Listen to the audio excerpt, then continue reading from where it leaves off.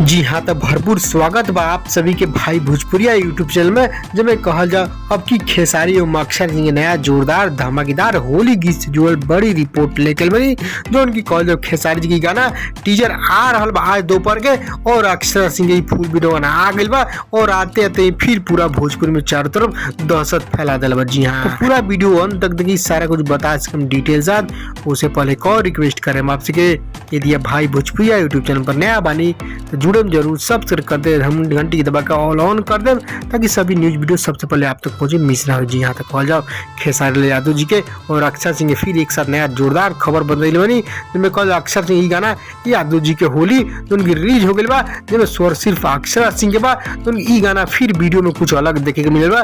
जम के वीडियो में कोरियोग्राफी कर काफी तबतोड़ व्यूज जा रहा बा, लाइक कमेंट खूब मिलता। जी हाँ, तो आप लोग भी जानिए देखिए यादव जी के होली अक्षर सिंह गाना, तो उनकी गाना आदि शक्ति फिल्म यूट्यूब चैनल पर रिलीज मिल बा।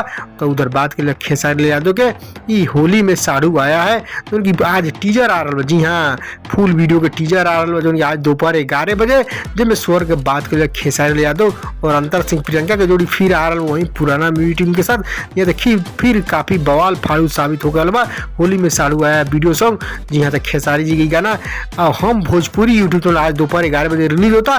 जी हाँ, टीजर जो बा टीजर 11 बजे रिलीज हुई, वही में टीजर में ही साथ में फुल वीडियो का रिलीज डेट भी है। जी हाँ, तो आप लोग बताइए अक्षरा जी के जो गाना रिलीज हो गई यादव जी की होली फुल वीडियो ने देखने की ना नहीं देखले, सीधे चलिए आदि फिल्म यूट्यूब चैनल पर, और 11 बजे की इंतजार करी खेसारी जी गाना भी आ रहा बा हम भोजपुरी यूट्यूब चैनल पर टीजर। जी हाँ।